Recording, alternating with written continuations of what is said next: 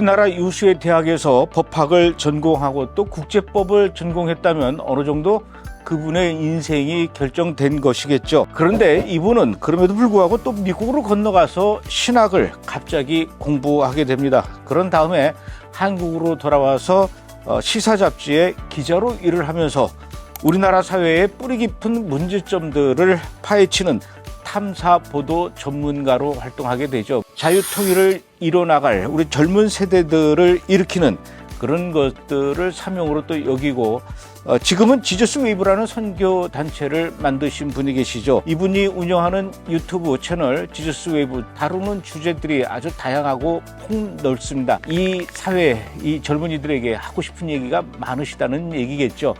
바로 지저스 웨이브 대표이신 김성욱 대표님이십니다. 오늘은 김성욱 대표님과 함께 이야기를 나눠보도록 하죠. 대표님 반갑습니다. 네, 반갑습니다.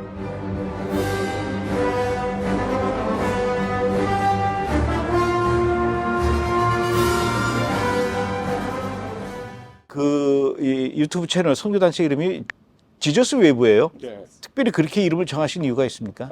하나님께서 제게 주신 감동은 그러니까 제가 해야 될 일, 이 땅에서 머무는 동안 해야 될 일은 예수님 다시 오시는 길을 예비하는 거고, 그러기 위해서는 성경의 언약적인 성취가 돼야 되는 것이고, 여러분 잘 아시는 것처럼 이스라엘이 회복이 돼야 되고, 또 이스라엘이 회복되기 위해서는 한국 교회가 보존돼야 되고요.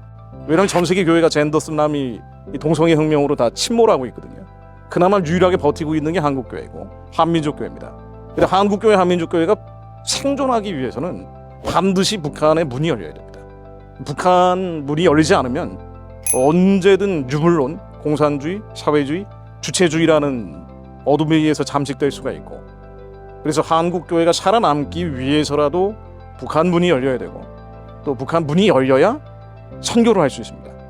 예수의 파도가 북한을 지나서 중국을 지나서 아랍을 지나서 이스라엘까지 가는 감동을 주님께서 주셨기 때문에 그 감동을 지저스 웨이브라고 표현을 한 거죠. 지저스 웨이브 유튜브 채널을 보면은 우리나라 정치 문제, 뭐 북한 문제 또는 세계 정치 문제, 또 교회 문제, 아주 그 말씀하시는 내용들이 주제가 다양해요. 네. 다양하고 또 평소에 우리가 궁금했던 것들, 이런 것들을 우리가 기독교인의 입장에서 어떻게 생각해야 되나, 그런 의문이 들었던 부분에 대해서 이렇게 잘 아이템을 좀 선정하시고 또 신앙적으로 잘 정리해 주시고 또 마지막에는 항상 이렇게 또 기도로 마무리를 하시는 것 같아요. 네. 어떻게 이렇게 아이템들을 정리하시고 또 구상을 하고 계십니까?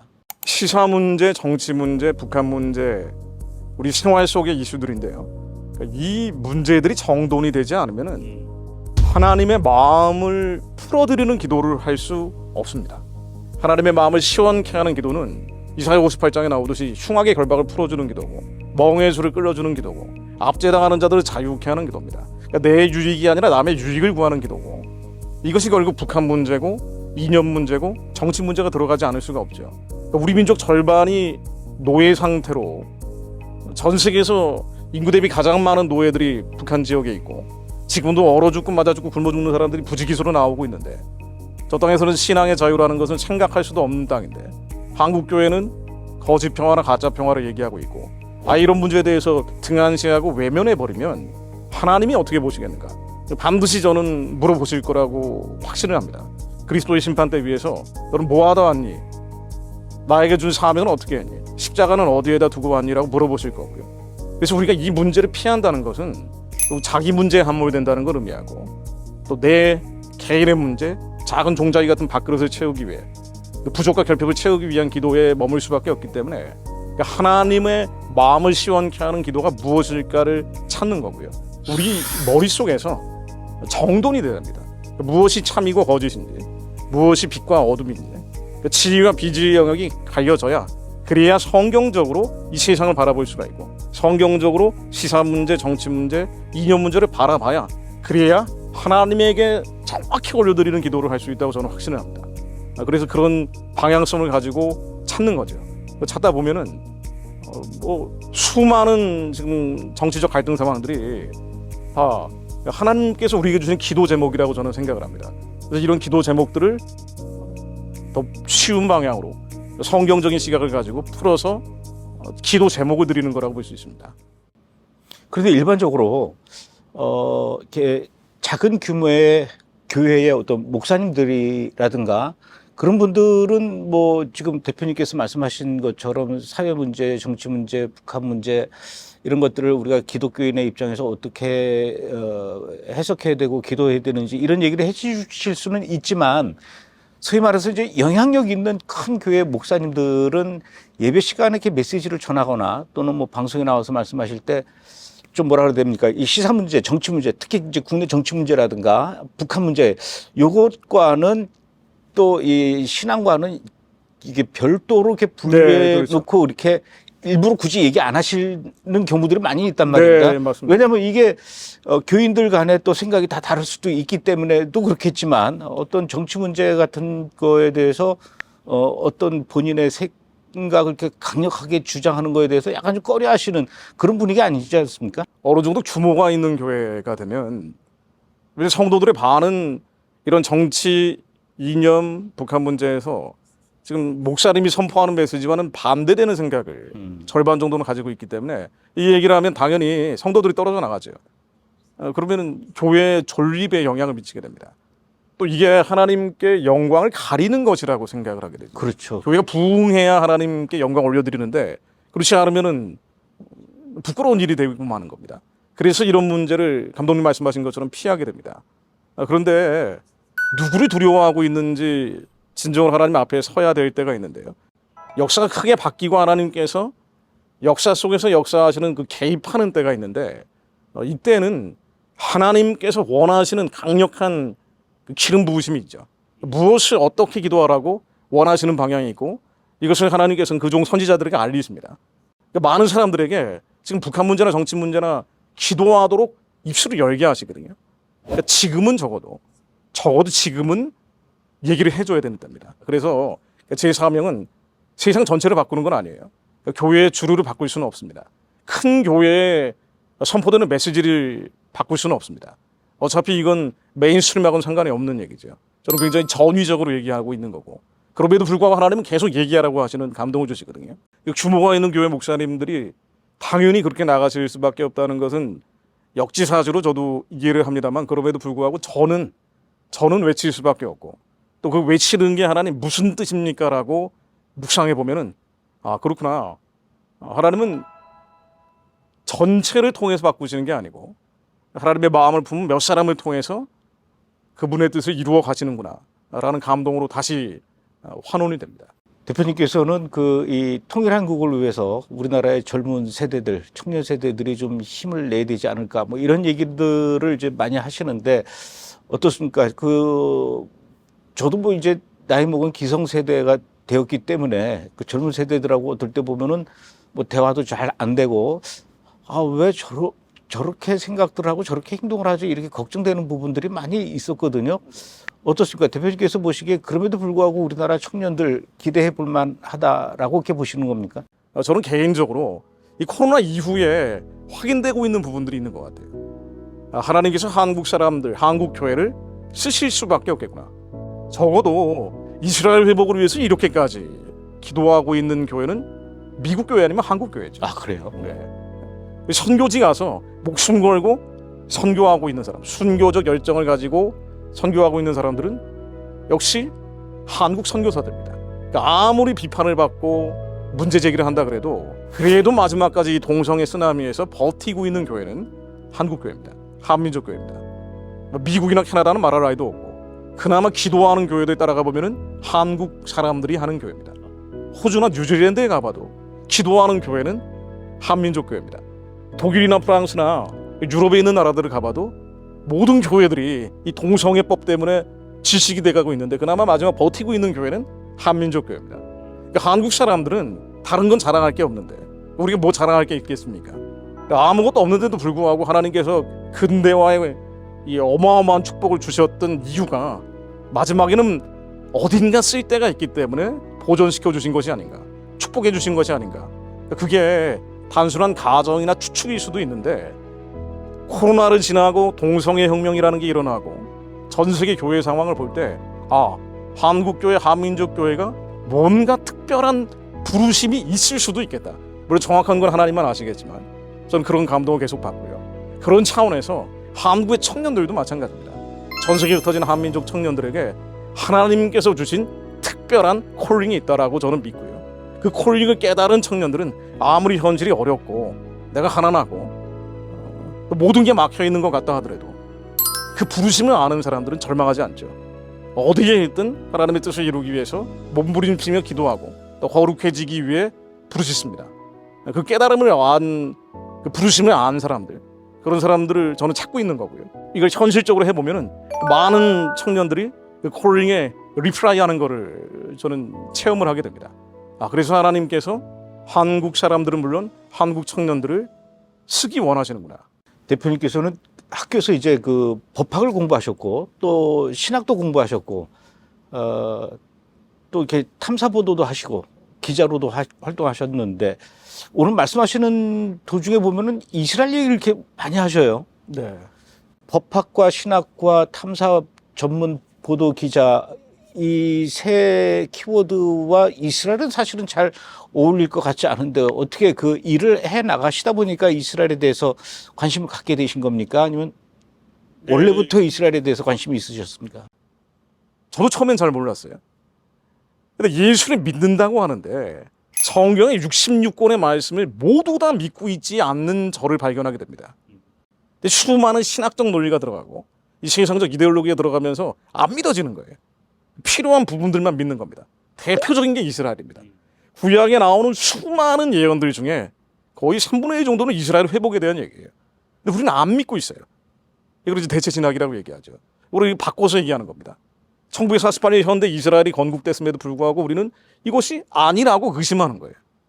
지금 성경에서 나오는 수많은 예언들, 난리와 난리의 소문과 전쟁과 기근과 이스라엘 전쟁이 터져서도 이게 실제가 아니라고 우리는 머릿속에서 그럴싸한 논리체계를 만들어서 거부하고 있는 겁니다. 그러다 보니 창세기 1장도 안 믿는 거예요. 그러다 보니 우리는 창조론이 아니라 진화론을 따라가는 경우가 많고 그나마 인색하게 유신진화론 같은 걸 따라갈 때가 많죠. 우리가 왜 이걸 안 믿을까? 성경 말씀인데 안 믿을까? 많은 부분이 이스라엘이구나. 저도 사실은 이스라엘에 대한 강연도 하고 부끄럽습니다만은 이게 한국과 이스라엘의 어떤 관련성이 있는지에 대해서 사회과학적인 차원에서 책을 쓰기도 했고요. 근데 사실은 믿어지진 않았던 거예요. 정말 이스라엘이 회복될까? 왜냐하면 마크시즘을 만든 게 유대인들이고 네오마크시즘을 만든 게 유대인들이고 동성애 혁명을 퍼뜨리고 있는 게 유대인들인데 아니 텔아비브 가면은 3분의 1이 동성애자라는 얘기를 하고 있고 아니 이렇게 하나님이 대적하고 있는데 어떻게 이스라엘이 회복된단 말인가? 안 믿어졌던 거예요. 근데 그러다가 8년 전이죠. 예루살렘을 갔는데 어떻게 끌려갔습니다. 저는 제가 원해서 간 게 아니고 뭐하러 예루살렘을 가느냐 내가 안 가도 아는데 라는 생각을 하고 있다가 끌려가게 됐어요. 거의 이제 거의 10년 가까이 됐겠네. 거기서 성경 말씀이 있는데 마치 성경 말씀 활자 하나하나가 살아나는 것처럼 살아서 움직이는 것 같은 굉장히 개인적인 체험을 했습니다.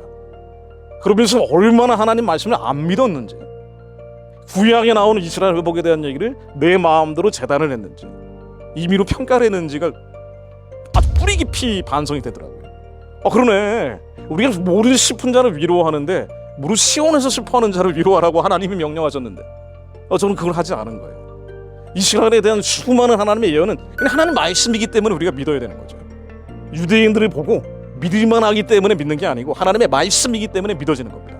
근데 우리가 하나님의 말씀이기 때문에 믿기 시작하면 하나님이 왜 그러셨는지 그 긍휼과 사랑이 느껴지더라고요. 그렇구나. 유대인들이 주님께 돌아오지 않으면 이 세상은 더 많은 악이 창궐하게 되고 유대인들이 하나님께 들어올 때 어마어마한 축복이 되겠구나. 하나님의 말씀이기 때문에 전적으로 신뢰하고 나니까 왜 그랬는지가 나중에 이해가 되더라고요. 이겁니다. 그래서 우리가 이스라엘에 대한 얘기는 성경에 있는 게 들어 믿어야 되는구나. 아브라함을 축복하면 반드시 하나님이 복이 주시는 거고 그래서 미국이 축복을 받았고 영국이 축복을 받았고 한국도 축복받는 나라가 되어야 되는 것이고 이걸 우리가 어떤 의문이나 놀기 전에 이성적인 판단을 하기 전에 하나님의 말씀이 하나님이기 때문에 믿어야 되고 이게 믿어지지 않으면 말씀을 끊임없이 읊조리면서 기도해야 되는구나. 그래서 북한을 여는 것도요. 정치 얘기를 하는 것도요. 결국은 하나님의 언약을 성취하기 위한 것이고 그래야 이스라엘 회복이라는 것이 있고 그래야 예수님이 오시겠구나. 저는 그렇게 개인적으로 믿음이 생긴 것이죠. 대표님께서 쓰신 책에 보면은 한국과 이스라엘과 미국은 영적 트라이앵글이다 이런 표현이 있어요. 그건 무슨 뜻입니까? 사실 이제 기도하면서 제가 이제 느껴진 감동입니다만은 우리가 흔히 마지막 때를 살고 있다고 얘기를 하는데 이 마지막은 하나님만 아시고 우리는 감히 판단할 수 없는 영역입니다만은 그럼에도 불구하고 수많은 사인들이 나오기 때문에 무화과 가지가 연해지니까 여름이 가까워지고 그냥 느끼는 정도거든요.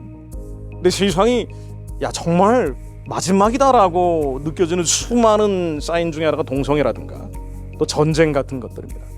우리가 이 끝을 살아가고 있는 성도들로서 반드시 해야 될 일이 있을 텐데 또 한 사람이 부르신 뿐 아니라 그 사람들이 모여서 기도하는 사람들이 모였을 때 집단적인 부르심이 있는데 이 한국 사람을 한반도라는 이 열강에 둘러싸인 곳에 처하게 하신다는 이유가 있을 텐데 북한이 어떤 의미를 가질까? 북한은 북한 사람들이 불쌍하기 때문에 저 사람들이 가련한 노예 백성들이기 때문에 해방하고 구원해야 되는 것도 있지만은 어떤 면에서는 그건 두 번째 의미를 갖는다고 저는 생각을 합니다. 가장 첫 번째 의미는 하나님의 뜻이죠. 하나님은 북한 사람들을 살려내서 어딘가 쓰기 원하실 것이다. 가장 가련한 자들이었고 버림받은 자들이었기 때문에 이 사람들을 통해서 만주에는 200만 조선족을 깨우고 연해주에는 60만 고려인들을 깨우고 이 사람들을 통해서 중국과 러시아를 깨우고 그 사람들을 통해서 결국은 이스라엘을 깨우는 역할을 하기 원하시는 것이라고 저는 믿고 있습니다. 그래서 세상이 점점 끝으로 가고 있는 이때 이스라엘이 회복돼야 된다는 건 우리가 성경에 나와 있는 하나님의 명령이기 때문에 준행해야 되는 것인데 이스라엘 회복을 위한 특별한 부르심을 한국 사람들이 가지고 있고 이 한국 사람들 중에서도 가장 버림받고 비천한 백성들인 북한 동족들이 사실 북한 열리면 할 게 없어요. 저 사람들은 주림 일을 감당하는 건 가장 거룩한 일, 이것이 그들이 해야 될 일입니다. 이 사명을 이 민족에 주신 것이라고 감동이 있고 또 이걸 위해서는 물적인 자원이 필요하고 이게 미국 교회 아직까지 영적인 전쟁 중입니다만 이 수많은 이단 사설들과 동성애 혁명과 그리고 반기독교적인 흐름들 앞에서 완전히 유럽처럼 잠식되지 않고 끝까지 저항을 하고 있는 교회가 미국 교회인데 아마도 미국 교회의 물적인 자원 이 머티리얼 리소스를 통해서 한국 교회와 연합을 하고 물론 남은 교회들이겠죠. 남은 교회들과 연합을 해서 북한을 열고 그 이후에는 이스라엘까지. 그래서 예루살렘 광장에서 북한 정치범 수용소에 해방된 사람들이 미국의 남은 자들과 또 전 세계 디아스포라 가운데 또 전 세계 기독교인들 가운데 남은 자들이 함께 이스라엘에서 하나님이 찬양하게 될 때, 예수가 하마사임을 선포하게 될 때 많은 유대인들이 돌아오는 하나님의 언약이 이루어지지 않을까. 물론 이건 성경에 나와 있는 건 아닙니다만은 저는 이런 시세들과 또 제가 기도하면서 느껴진 감동을 통해서 그렇게 제 나름대로 일종의 블루프린트를 만들고 있죠. 북한이 그나저나 열릴까요? 정말 우리의 믿음의 대상인 것 같습니다. 상식적으로는 이성적으로는 논리적으로는 북한은 열리지 않습니다. 왜냐하면 뒤에 중국이 있기 때문이고 중국이 점점 팽창하고 있고 그리고 그 힘을 더 한국에 강하게 행사하고 있기 때문에 상식적으로 이성적으로 이론적으로는 오히려 한국이 적과 통일될 것 같다고 얘기하는 분들도 있고 전쟁이 날 것 같다고 얘기하는 분들도 있고 다양한 예측들이 나오고 있습니다. 제가 기도하는 것은 두 가지죠. 하나는 북한은 무너지느냐 무너지지 않느냐에서 도저히 무너질 것 같지는 않은데 성경에 분명히 나와 있는 것처럼 우리는 말씀이 하나님인 걸 확신하기 때문에 하나님을 대적하고 성도들을 박해하고 하나님을 참칭하는 세력들 큰 성 바벨론은 반드시 무너진다는 거죠. 하나님의 변치 않는 언약입니다. 저건 단순한 공산주의가 아니거든요. 기비성을 하나님 자리에 올려놓고 무상 숭배를 주민들에게 강요하는 체제입니다. 기비성이 태양신이라고 주장하고 노골적으로 노동신문에서는 태양신이라고 선전하는 체제고 하나님이 대적하고 참칭하고 있고 성도들을 박해하고 있는 우상 숭배 체제이기 때문에 바알의 제단은 무너진다라고 믿습니다. 북한 체제는 무너질 것이라는 예측의 대상이라기보다는 저는 개인적으로는 무너진다는 믿음의 대상이라고 보고요. 뭐 언제 무너지느냐? 그럼 그 믿는 자들이 나올 때라고 봅니다. 그 믿는 자들은 누군가? 아마도 북한을 재건할 사람들. 체제가 무너진 뒤에 재건할 사람들이 준비될 때 그게 많은 숫자가 아니겠죠.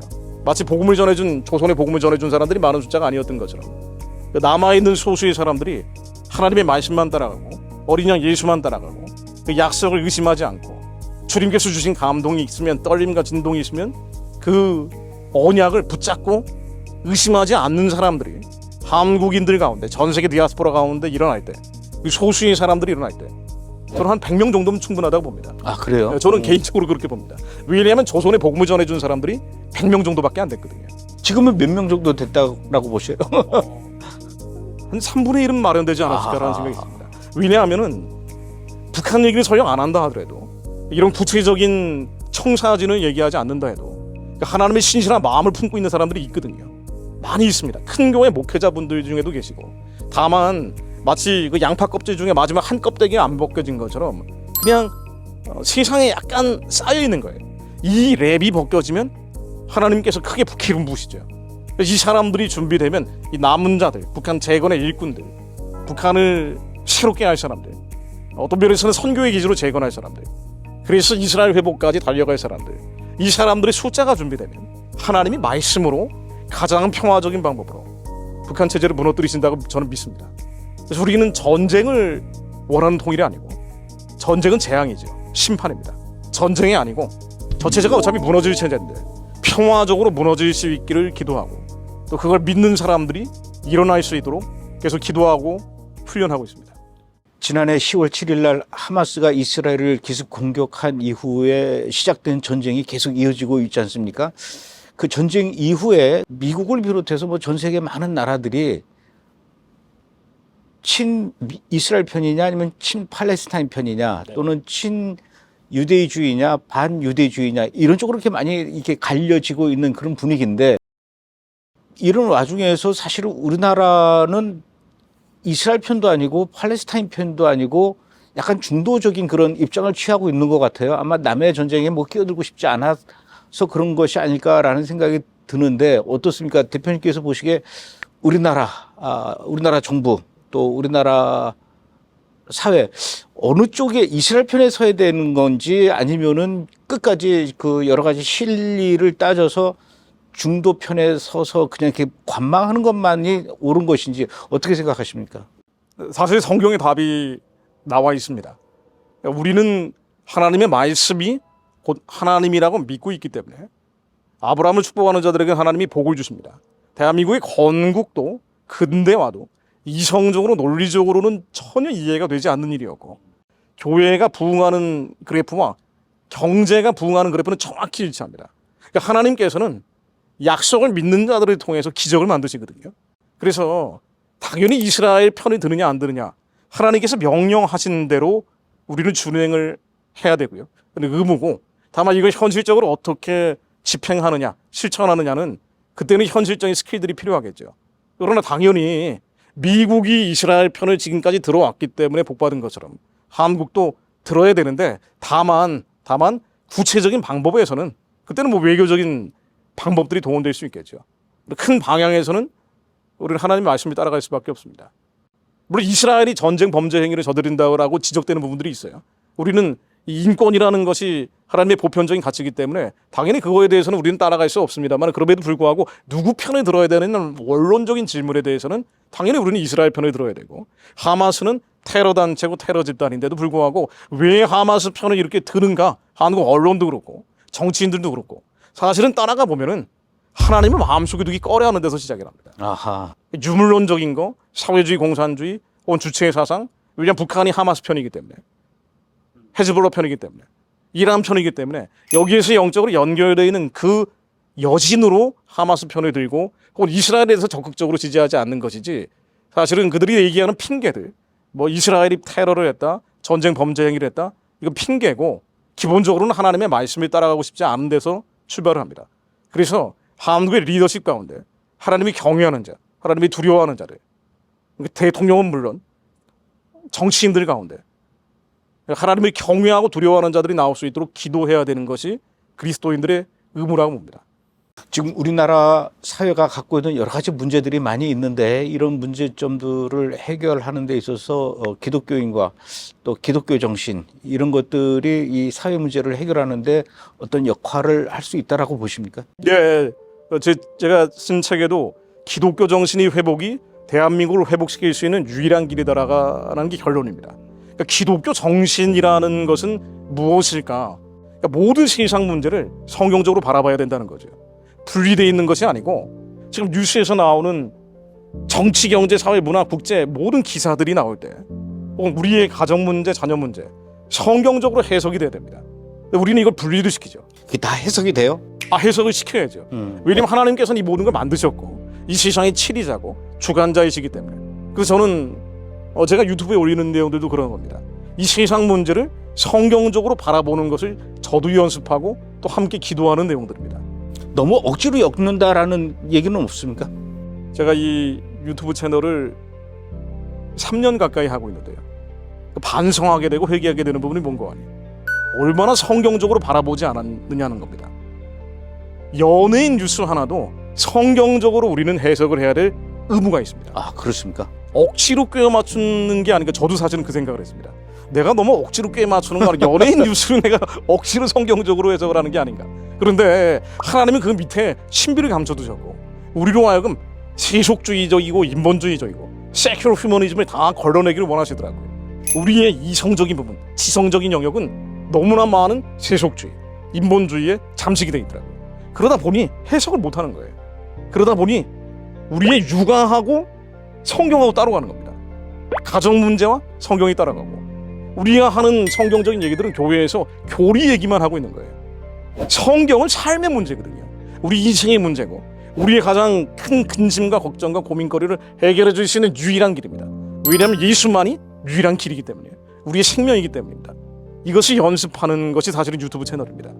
그래서 우리 모든 문제를 성경적으로 들여다볼 수 있는 훈련이 돼야 되고 이게 될 때 그러니까 저는 사실 이 훈련을 하는 것이고 그러니까 모든 것들이 하나님의 주권 안에서 이루어지는구나.